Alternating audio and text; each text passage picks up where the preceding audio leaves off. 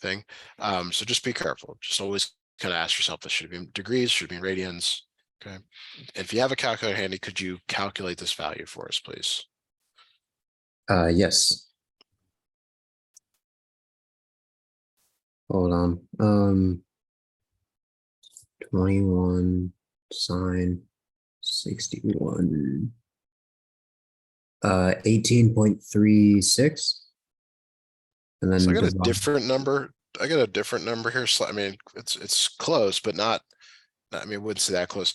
Let me make sure. So 21 times sine of 61 over sine of 71. I got There we 19.4. go. There Yeah. it is. Yeah, I wasn't- 19.4. Yeah. Perfect. Okay. Awesome. Sorry, I didn't divide by the 71 yet.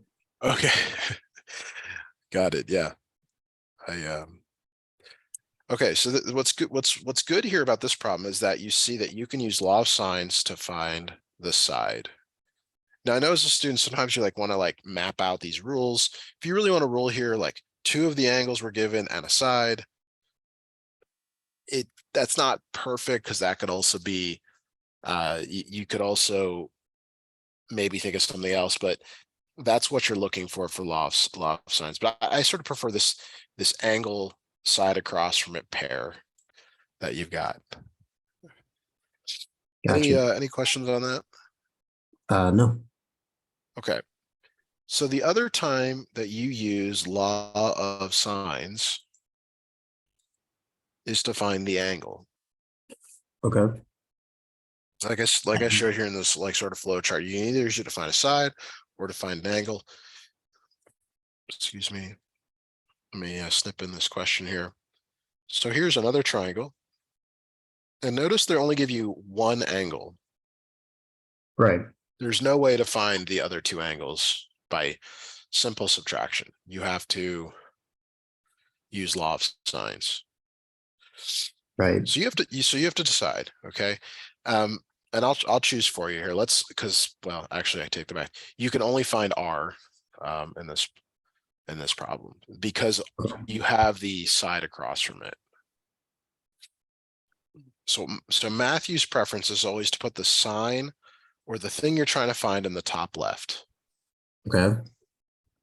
So this time it's angle on the top, side on the bottom. Mm-hmm. So you need the side across from R, Which is 15. 15. Why can't we solve for? Oh, because S doesn't have a other. Okay.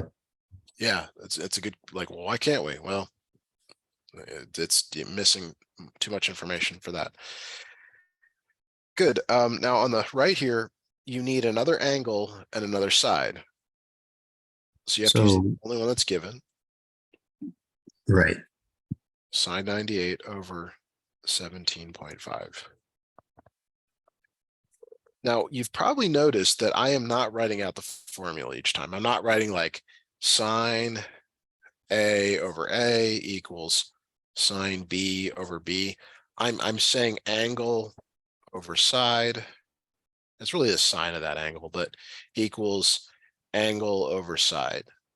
If I inform those, while this one's not hard to remember, it's just sometimes it's better to remember the words or like what they mean. Like what is the sine of A? It's an angle and a side across from that angle. Got you.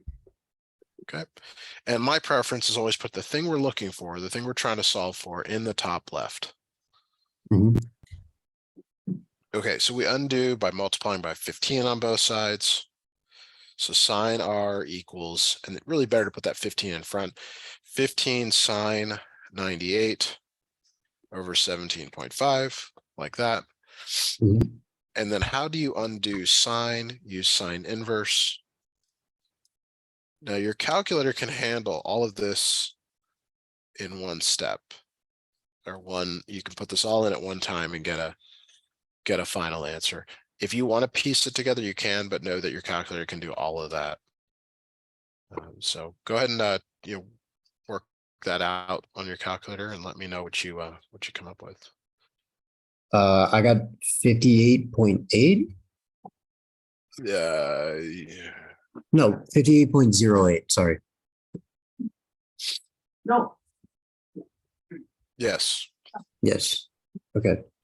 We'll say 58.1 degrees. Okay, so let me, obviously I've got the luxury of being able to copy and paste here. Let me copy this picture down and label R 58.1 degrees. How do we find angle S at this point? We add up 91 and 58.1, right? Okay, could you do that for us? 58.1 is 156.1. Okay, what's the missing angle there?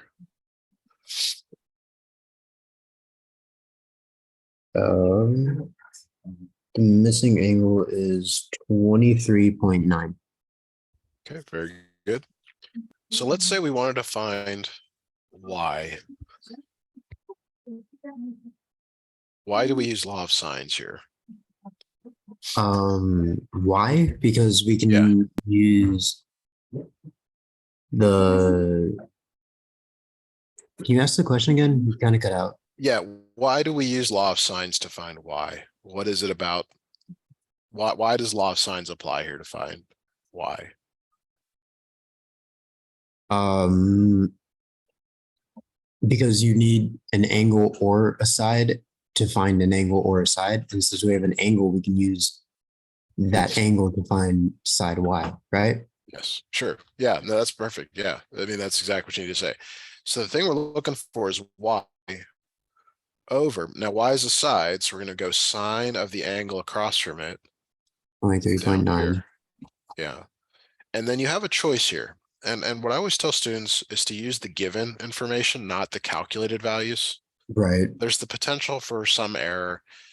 It's not enough to worry about, but it's possible. Enough. Yeah, you'll be careful with that.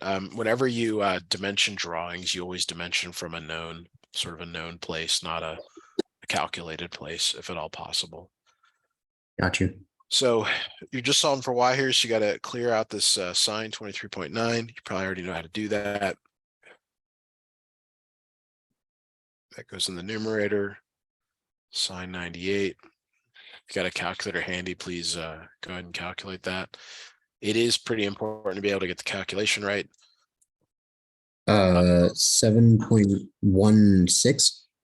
Yeah, you're a little faster than me here tonight. Yeah, Sorry. good. That's great. 7.16. And then what about units? This one actually has some units on it.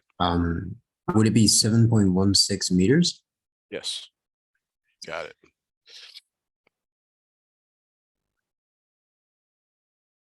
Okay. Let's look at a couple more problems here, but we don't actually need to do the calculations. I want you to just set up the problem, meaning like you've got to tell me what you would solve for. Yes, sir. So let's take a look here.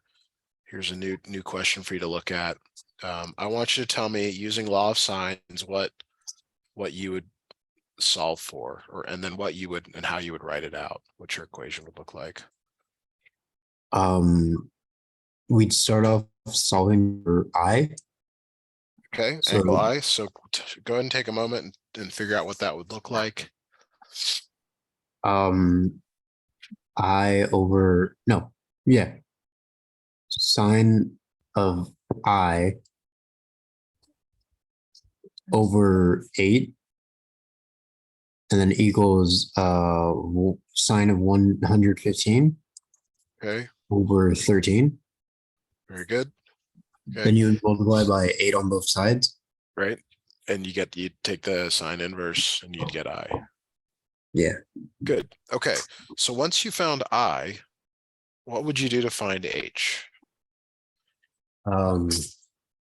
You could add up all the angles you have and Okay, subtract it from 180. got it.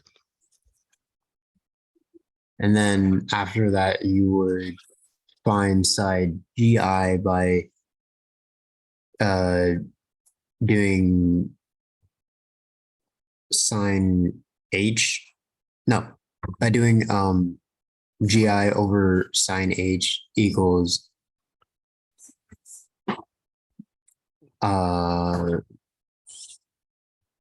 Yeah, you're doing great. Keep going.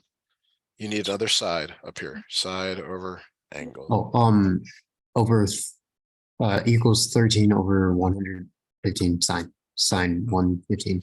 Perfect. Yeah, that's really well said. I mean, that is the mapping that you need to be able to do to solve for the missing side there. So let me give you one more just to have you look at. Same thing here though. You don't need to solve it. I just want you to look at it, interpret it, say, okay, well, like when do I use it and why? What can I solve for and why?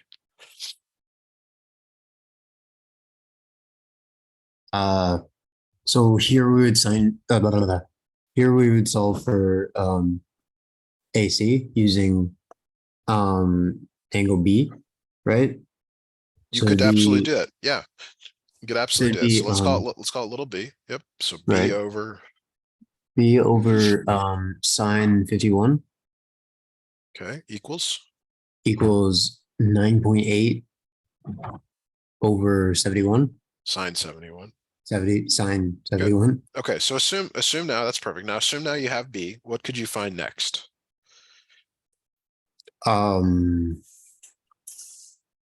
We could do Pythagoras to find, oh no, you could add up the Yeah, this is two not a right angles triangle. inside. Yeah, you got to be careful. It's not a right triangle. Yes, you keep going. You add up 51 and 71. You added 51 and 71, and then you subtract that from 180 to Okay. find big C. Okay, And so then we that's would find 58, I believe. Okay, so now that you have big C, what can you do to find little c? um, the kind of the same thing you did with little b. It would be little c over sine 58 Okay, keep going. equals 9.8 over sine 71. Very good. So this is exactly what you just did is exactly how I used to study in college with classmates and certain things for tests. We wouldn't necessarily have the time to like work through all of these problems, but we would do exactly that. Like if I found B and then I found this, how would I find this? And that's what you just did here. That's really good. It's really good to be able to talk your way through a problem like this one. Okay. Right. So we could talk quickly about law of cosines or move on to another topic. What would you like to do? Can we talk about the law of cosines, please? Yeah. So I think law of cosines is a little bit straightforward in terms of what you're looking for. You're either Right. looking for all three sides are given, or you're looking for side, where the angle is between the sides. Okay, so let's Yes. look at a side case. Okay. Okay, so here we go. All right, so here we go. Here's a picture. All three sides are given. And what you may want to do is draw like a reference triangle. Mhm. I hope this is okay. Usually the angle is C. You can call it C that you're solving for. That's kind of the traditional case. So the way this is set up is it's Pythagorean theorem. It's C squared equals A squared plus B squared. That's the first part of the formula. Minus 2, and then it's the same letters. So if you got A and B, they go here. Right. Cosine of the angle across from whatever this letter is. Cosine C. Okay. Yes. Okay. Now, I mean, I probably know this for the rest of my life, but I want you to know that the way I learned this is I recognize the pattern. Like whatever two letters are here also go here. Whatever letter is over here on the left, the big letter goes over here on the right. And the angle is always between the two sides. When you look for patterns, that's how you remember these formulas without remembering the formulas. Okay. So we should then substitute in numbers probably. So that's 13 squared equals 9.4 squared plus 7 squared minus 2 times 9.4 times 7 cosine big C. This is the Mhm. step where most mistakes are made, mostly from the calculator. You're subtracting that 9.4 squared and then you're subtracting that 7 squared equals -2 times 9.4 times 7. You can calculate here. And a lot of students do. I wait until the end, but you can absolutely calculate these along the way if you want. You're going to divide both sides by this -2 times 9.4 times 7. Okay. Okay. Now, while your calculator can do even the final step, this is probably a good place to get a number in your calculator. Just be careful. You need to have parentheses around the numerator and then another set of parentheses around the denominator. Yes, sir. So go ahead and calculate that for me. I'm going to do the same, and hopefully we come up with the same number.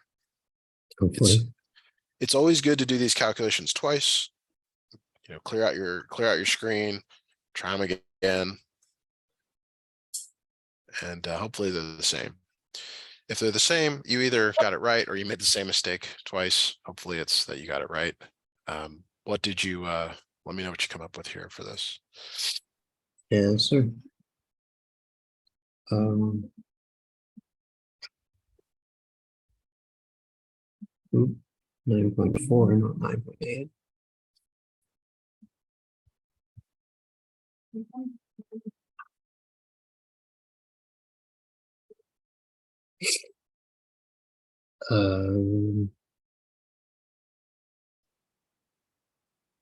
If you have questions, I can pull up my calculator and show you also. I got negative 0.24. Keep going. 0.42555319. Yeah. Okay. Yeah. So you got to go out a little ways with that for the next step. Okay. And from here, you just take the cosine inverse of both sides. So maybe you're familiar with using A and S.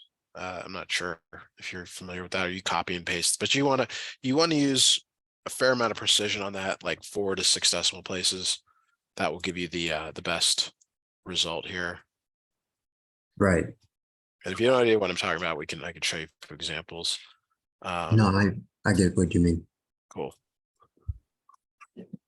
So I get C is about 104 degrees. I got about 104 as well. Great. Okay, now let's go back to our picture here. Because this is really important now that you've found the angle. Okay. Right. So I think I might have mentioned this before, but you only use law of cosines once. Like you don't have to keep using it. Because we can use law of sines twice. Exactly. Or use law of sines because law of cosines is more complicated than law of sines. And because you now have these paired up, side and an angle, like if I wanted you to find angle B, how would we do that? How would we set that up here? Using law of sines. We do sine of B. Okay, over 9.4. Good. And then sine of 104. Okay. Over 13. Okay. Now you do all that and you get B, and I don't know what it is, but let's just say it's whatever, 36 degrees or something. How would you find angle A? Adding up the angle B and angle 104 and then subtracting that from 180. Exactly. So try to think through that if you get it presented with a question like this, because the last thing you want to do is like use law of cosines again when you don't have to. You only have to use it one time. Right. Okay. A lot of students don't recognize that. And a lot of teachers don't tell you that. They just let you, do this. It's like, no, you don't have to do that. Okay, so the second law of cosines case is when you're given a side angle side. So notice you're given a side, and the angle has to be between them. That's really important there. Has to be between. Is there ever a case when it's not in between? Like So let's imagine for a moment the angle is here. Would this be a law of cosines problem now? No, because you could use a lot of signs. Yeah, you gotta, yeah. So that's the only, that's why it has to be, the angle has to be between for you to use law of cosines, Okay. right? So now let's write out the formula, but sometimes it's good to actually draw like a reference triangle next to it.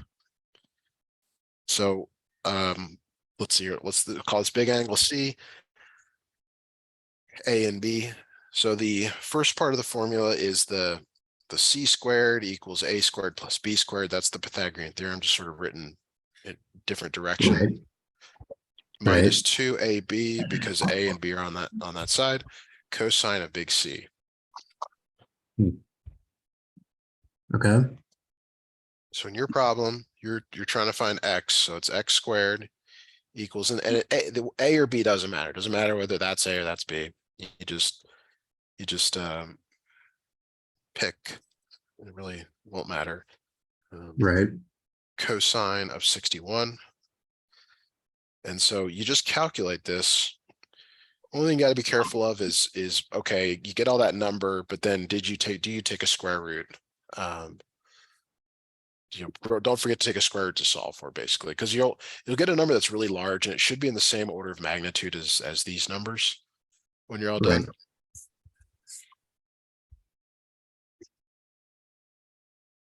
Right. So if you grab your calculator, if you got it, and let me know what you come up with.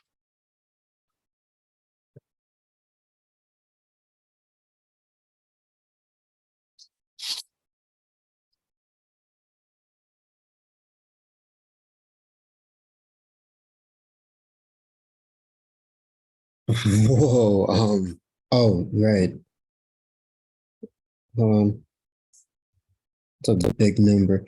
Right. 53.465. Yes, exactly. Yeah, 53.465, we'll say. That's good. Got it. So let me grab the triangle again here, and then grab this here.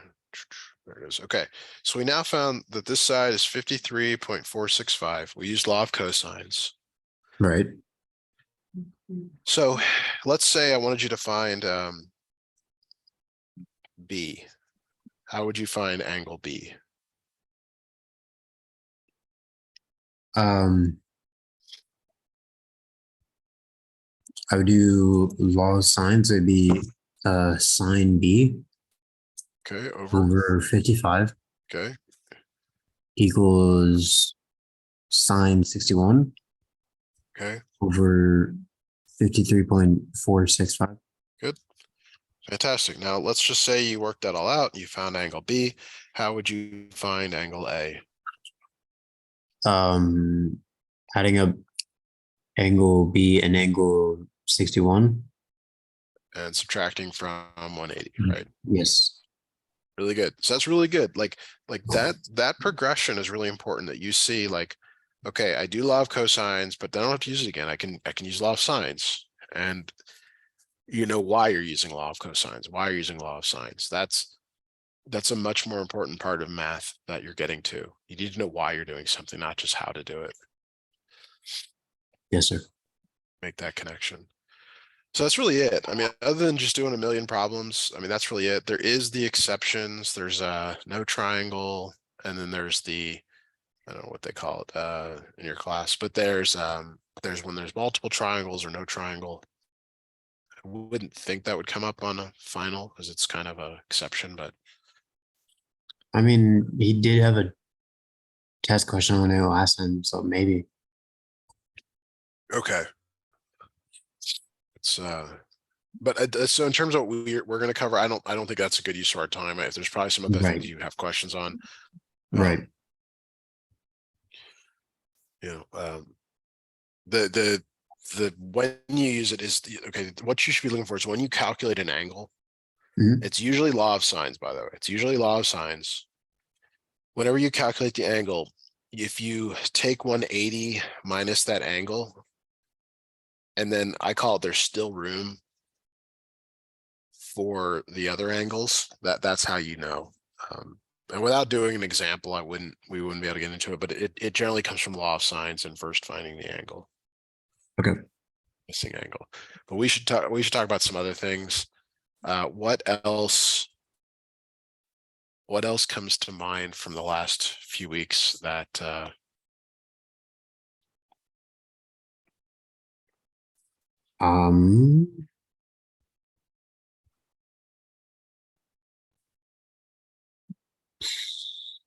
Can we do some right triangle trigonometry? sure, it's a good idea. All right. Okay, so let's say I give you a triangle like this. And let's see, I tell you that this is 5 and this is 13 and this is A and this is B. I want you to first find little a here. So it's a right triangle, which means that some of the things, well, not everything almost nothing we just did applies. The things you have here are Pythagorean theorem, and then just regular sine, cosine, and tangent for this. So do you remember how you might find letter A, the other leg of the triangle here? Normally Pythagoras, but this is Yes. a Pythagorean triplet, so it's 5, 12, 13. Exactly. And you should be on the lookout for those. That's great. I choose those because they're easy to do. And we'll do some examples where it's not. So now let's say I wanted you to find the sine of A. What two values do I need for the sine of A? What's the ratio in the top and the bottom here? Opposite over hypotenuse, so it would be 12 over 13. Good. How about cosine A? Adjacent to hypotenuse, so that would be 5 over 13. Good. How about tangent of A? 5 over 12. Yeah, now Opposite over notice adjacent. now notice it's also sine over cosine. So if I write 12 over 13 over 5 over 13, Mhm. and then you cancel the bottoms because you're allowed to do that, you get 12 over 5. Right. That's consistent with what you just said. Now, have you guys been doing like cosecant A? Can you Do you have say any that idea again? what? Have you done cosecant of A? Yes, that would be Okay, 13 over 12. 13 over 12. Okay, how about sine A? I'm sorry, secant of A? 13 over 5. 13 over 5. So notice when you do them in the right order, sine, cosine, tangent, and then cosecant, which is reciprocal of sine, secant is reciprocal of cosine, you just get it. You just get it. They're now cotangent of A is the reciprocal of tangent. It's also cosecant over secant, whatever Right. that's worth, but it's probably easier done as the reciprocal of this, which is 5 over 12. Okay, so those are Right. the nice ones, right? That's a nice one. Let's do one that's not so nice. All right, let's make a slightly different triangle. So let's say that this is the square root of 15, and this is 1. Could you find side C for us, please?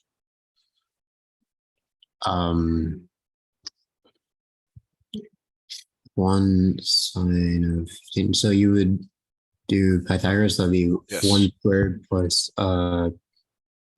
15. 1 plus 15 equals C. So C is 16. No, C that squared would is be 6. C squared. So that would be 4 for C is C. 4. C is 4. Very good. Oops, just a little lag here. C is 4. Good. Okay. Now let's say I wanted you to find the sine of B. You do opposite over hypotenuse, which is sine of 15 over 4. What goes over here? What goes in the numerator? The 4 goes down there. I didn't hear this. Sine of 15. No, It's not the sine. square root of 15. That thing, yeah. Square Yes. root of 15. Yeah, I heard something else. That's okay. Cosine of B, what would that be? 1 over 4. 4, very good. And then tangent of B. 1 over The square root of 15. So you have them, tangent is opposite over adjacent. Oh, so it's You've got those flipped there. my bad. So it'd Okay, be square root of 15. yes. Okay, now this one gets a little bit more challenging here. The cosecant of b is 4 over root 15, but there's a problem with what I've written potentially. Most instructors want you to rationalize this. Do you understand what I mean by that, or is that? Yes. You mean to multiply by like the square root of 15 on both top and bottom to Exactly. even out the denominator? Yeah, and one of the things I find frustrating here is it actually looks worse. Like when you're done, it's 4 root 15. Over 15. That's just weird. Yeah, it's not, it just isn't nicer. Yeah, it's just weird. Secant of b, that's It's the just flip of that, 4. 4 over 1. And then you get the same problem down here, cotangent of b, 1 over root 15. So you have to rationalize that as well. So it's root 15 over 15. Something like that looks more acceptable than 4 root 15 over 15. Yeah. Yeah. And I mean, these are just the rules. So.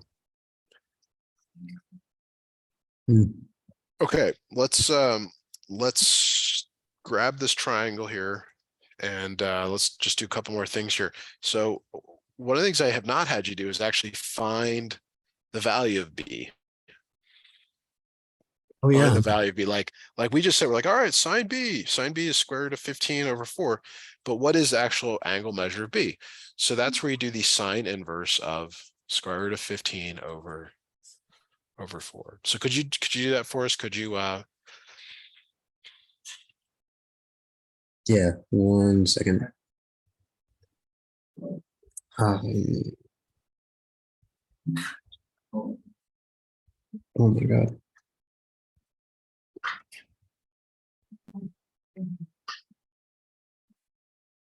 Divided by 4. 75.52.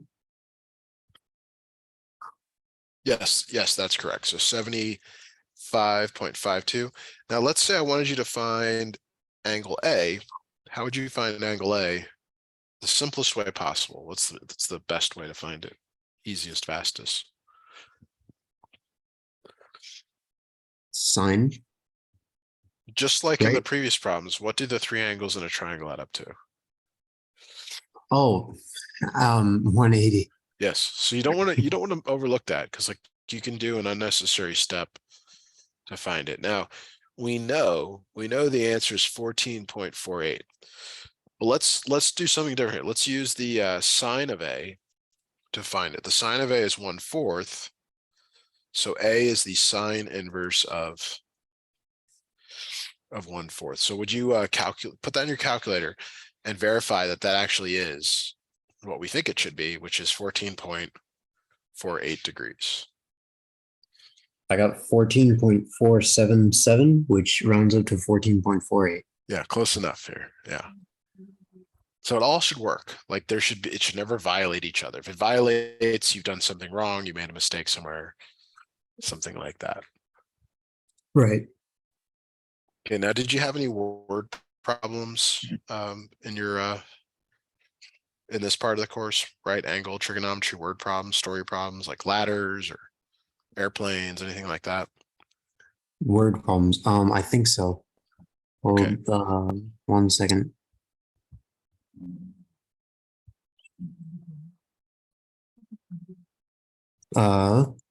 The tallest tower built before the era of television mass, the Eiffel Tower, was completed on March 31st, 1889. Find the height of the Eiffel Tower before a television mast was added to the top using the information given in the illustration. And it's like 80 feet on the bottom, Okay. and then 85.36. For what, the angle or The angle where your cursor is at currently. Yes, right there. like that? Okay, we need to find the height. Yes. Okay, yeah, I mean, I can make some more of these up, but yes, this is perfect. I mean, notice like it didn't really matter what you were saying. Like it's a triangle. Like don't overcomplicate. Like where if you're in the part of the course where you're doing triangles, you need to draw a triangle. And you're labeling some part of it. Okay. Yes, sir. Now relative to this angle, you're given this angle right here on the left, Mhm. lower left here. What is H and what is 80? And your possible answers are opposite, adjacent, and hypotenuse. Based on the angle given, 85.36, H is the opposite, Okay. 80 is the adjacent. Very good.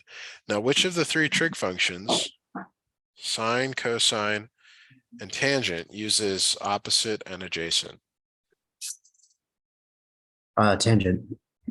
Okay, so that tells you which one you're using. That's critical here. So it's the tangent of 85.36 Mhm. equals opposite. What is opposite? Oh, it's H. What is adjacent? Oh, it's 80. Right. And then how do you solve this for H? You take the inverse tangent of, well, you take the inverse tangent of 85.36. No, wait, No, you're solving for H. You solve for H, multiply yes. by 80. Perfect. Yeah, that's right. Good.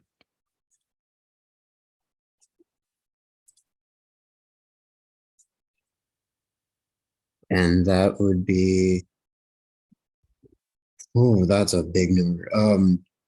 985.697. Yeah, so we'll say it's about 986, meters or feet or whatever it was given in that problem. Right.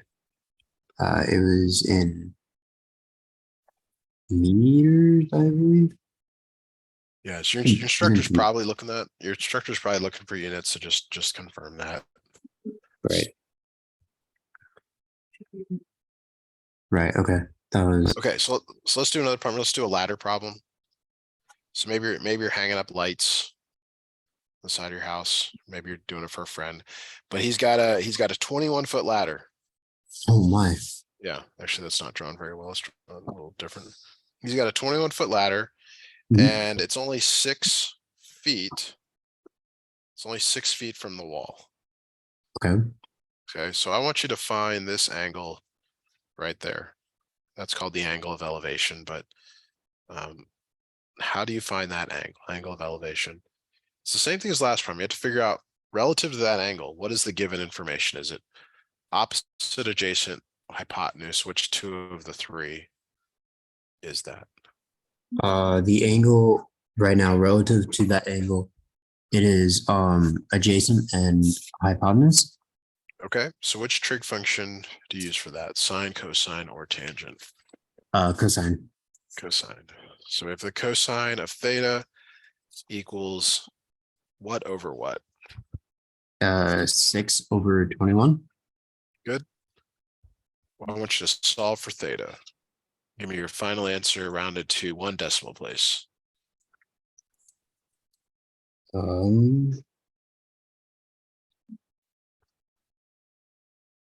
Rounded to 1 decimal place. Yep, give me 1 decimal place. 0.3. I want the angle. The angle's not 0.3 degrees. The angle's a lot more than that. Did you solve for angle or did you solve for the cosine of theta? Oh, cosine of theta. I forgot to do the inverse. Yes. My bad. Mm.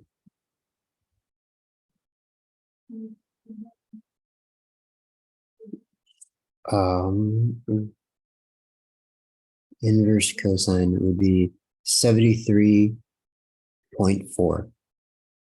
73.4 is correct. Very good. Okay, so before you answer this next question, really try to think real hard about doing this the easiest way possible, meaning and there's actually 2 approaches, but I want to know the height of the house. Easiest way possible to find the height. Well, that's not quite fair. There's 2 approaches. I'll take either of them to find the height. Well, in that case, it'd be 6 squared plus 21 squared. Well, hang on No. a second.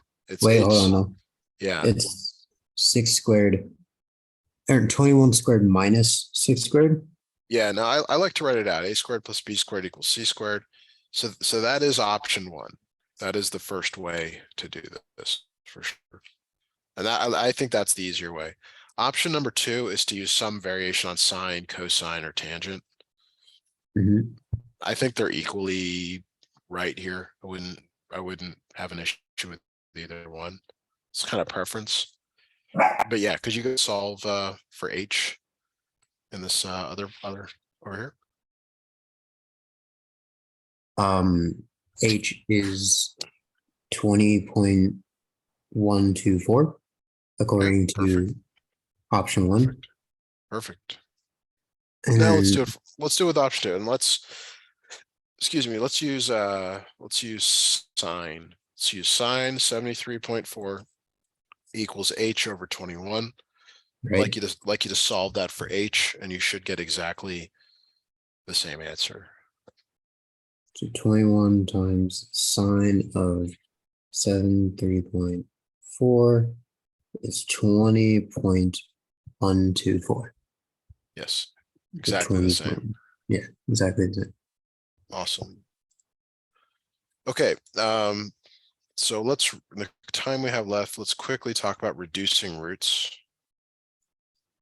So let's say you do Pythagorean theorem and you get the square root of 80 as your answer. Do you recall how to reduce this root? Yes. So you would split it into parts that are easy to square root. It's called a prime factorization. The approach you're about to mention it's kind of it works sometimes. The prime factorization is key here. So that your prime numbers are 2, 3, 5, and you don't have to get much bigger than that. Right. But you always start with 2. Does 2 go into 80? Yeah. Yes. 2 times 40, 2 times 20, 2 times 10, 2 times 5. So you stop when you get there. Now, the approach, I'll talk about the approach you were about to give. So for each pair, you bring a number out. So you Right. bring a 2 out and a 2 out, and whatever's left over stays on the inside. So you get 2 times 2 square root of 5, Okay. which is 4 root 5. Right. Now, the approach that I think you were about to tell me is like you look for the biggest perfect square that goes into 80. Yes. And it ends up being 16. Now, I mean, if you know that, that's very impressive because a lot of students just would never be able to figure that out. The problem is if you don't guess the biggest one, you have to keep doing it. I don't like this approach, but they both work.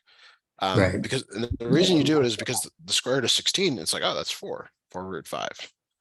And these are exactly the same. Right. So the approach that you mentioned works really well for something like this, the square root of 300. Because Yeah, that would be. it's the square root of 100 times the square root of 3, that's 10 root 3. Whereas building a factor tree, like 2 and 150, 2 and 75. Okay, 3 goes in 25 and 5 and 5. A lot more work. Right. So they're both reasonable here. You just have to kind of pick the one that works best in the situation. I always use the one on the left, but I understand why the one on the right would be good. The reason I bring that up is with Pythagorean theorem, sometimes you're taking the square root of a number you don't know. Consider. Right. Okay. But that is it for us for tonight. If you do need another lesson for your final, just you have to schedule that through the website or have mom contact me to do it manually. But hope you do well. I think what I heard tonight, I think you really understand the material. Thank you. And I look forward to helping you next semester if I don't hear from you between now and then. Awesome. Thank you. Yeah, you're welcome. Hope you have a great rest of your night. That is it for us for now. Awesome. Have a great week. Okay. See ya. Bye Bye. bye.